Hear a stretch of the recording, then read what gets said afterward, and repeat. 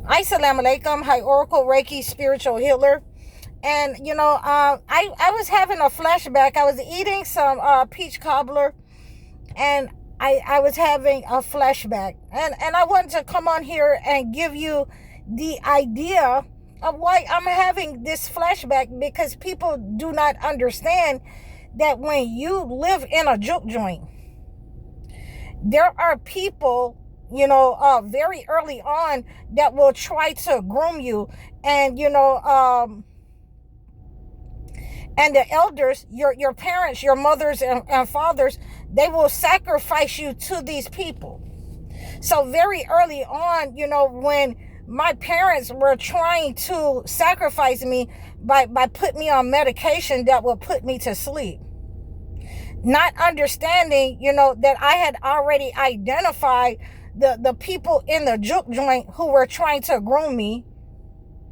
Those men that, will give you $1 to go and light a cigarette off the stove when you're 5. Those men that will give you $5 to dance for them. In the black community, in the juke joint, I had already identified those people, and here I am, in this flashback, a teenager, and my parents are trying to sacrifice me to these people.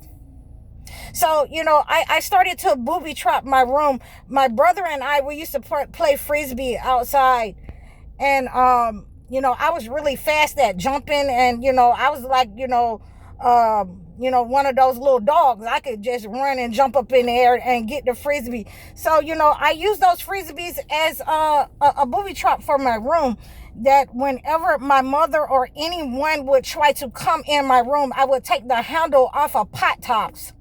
I was, raised by, a military vet.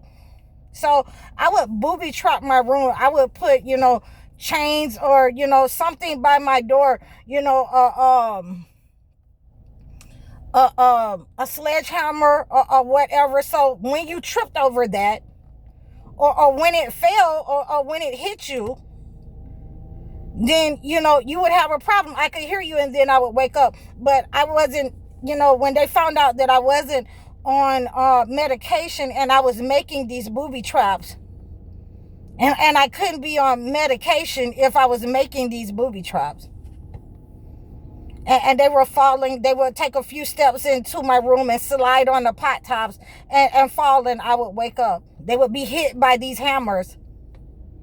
Then, ultimately I had to go, because, I couldn't be, running people's house. I remember, my mother sitting in a room with all of my family, including my father, and telling her sisters down in Florida that I couldn't run her house. I'm not going to run her house.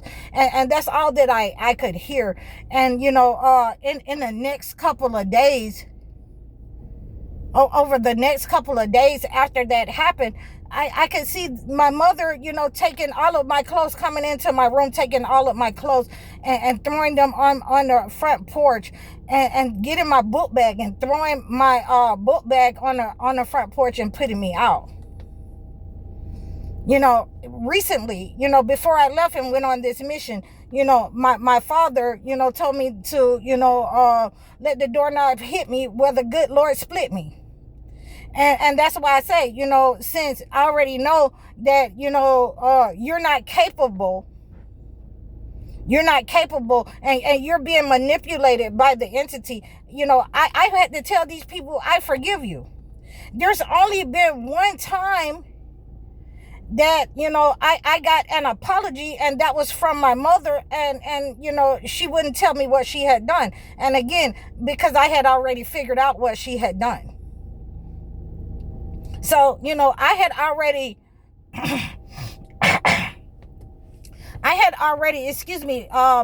pulled my power back. I had already called my power back from these people. And like I say, I forgave my father before I left and came on this mission, because, the understanding is he doesn't have the mental capacity in order to control himself from violence, from, for making adult decisions. These are the ways that we have to understand that when we look backwards, and when people cannot manipulate you, when you have shown yourself, this isn't going down like this. This isn't going down like this. You're not going to, sacrifice me because you want your energy. And I would say that, growing up in a situation like that, it definitely put me on a road to, where many people would try to manipulate me, and I would just see who they are. A lot of times I wouldn't even say anything to them because I had grown up in this, environment that you couldn't gaslight me. You can't manipulate me. I might have love for you, but I'm gonna let you take that love away from me. I'm gonna let you do the most, and then I'm gonna show you, who I really am. I'm gonna get to stepping. Or there is another side that, I can turn into, Harley Quinn. And they can put me somewhere because of you. So these are some of the issues that I had, growing up in a juke joint. And this is why I'm real quick to tell people, all of that running up, being loud and trying to run up on people. You never know, what somebody had. And I remember when I was leaving my father's house and I was going back to the haberdashery, and some of the people in the building, after I had made them fix the building, say, what is that you have on? I was like, well, it's a niqab. And, they was like, you need to be careful out here because this is, this part of East Point, Atlanta. And I told him, I said, just like this, you need to be careful of me and whoever, you're telling me to be careful of, because if I come out from under this niqab with what I got, with this stick, then it's going to be a problem. I'm going to just shut it down. Everything is silent. So a lot of the elderly people, start talking to me about, trying to put me in fear of them or the area, because at this point, again, because of where I came from, the juke joint, we don't mind airing it out. We don't mind airing it out, to set ourselves at a distance from you, to give us that time, to go ahead and get in the car and peel out on you. We don't mind airing it out, lay you down, that part. So, this is where I am. This is where the juke joint gave me, that those people who try to gaslight, I usually call my power back from these people. I can call my power back from these people, but these people will never understand, why I'm calling my power back from them, because I'm not only taking with me, your power, because you attacked me first. You attacked me for no reason. I'm not only taking with me, when I call my power back, your power. I'm taking with me, your friendship, your financial power, your relationship power, any kind of, power that would make you indifferent to situations. You're going to be cowardice. You're not going to have a good understanding. I'm taking back my power that you tried to siphon from me. So, I've been, calling back my power for so long for people that I've genuinely cared about.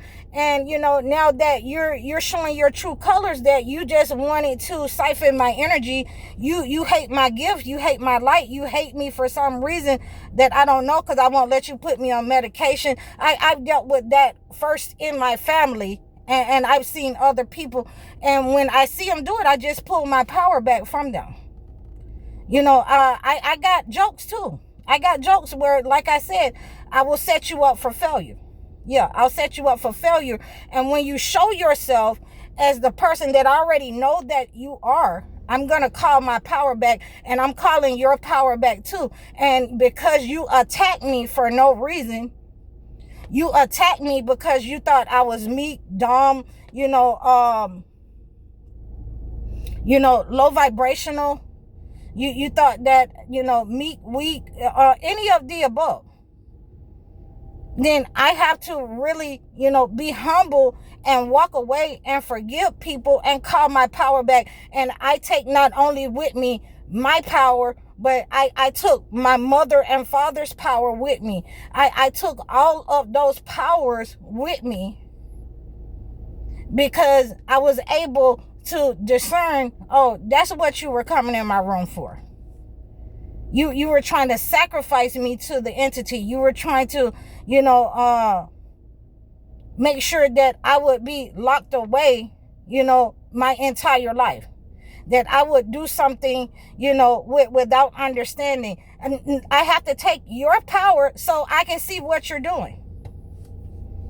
And when I take that power in just a little while, like I said, then there's a lot of problems that's going to break loose in that family structure. There's a lot of problems that's going to break loose in your life when you're trying to be malevolent, intentional. There are some people, when I walked away and took my power back from them and forgave them, they fell down and went boom. They broke their hip. They got married 2 or 3 times, and they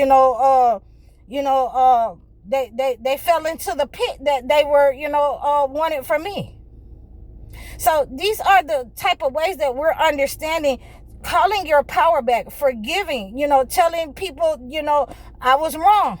I was wrong for setting my room up and making people slide and fall, but I was right, and this is how we have to look at that.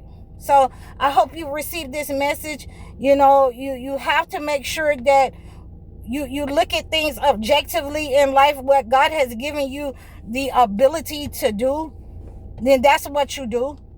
We make no excuses for ourselves, and we take things as they come. So, I hope that you received this message. God gave me the ability to defend myself at a very early age in life because I had no choice but to. And, when you grow up in a juke joint, like I said, then God will facilitate you because you're being raised in the enemy camp. And you can see early on those people, even family members, that's trying to destiny swap with you, trying to siphon your energy, trying to sacrifice you to people in situations. And you see those situations unfolding in your face right there.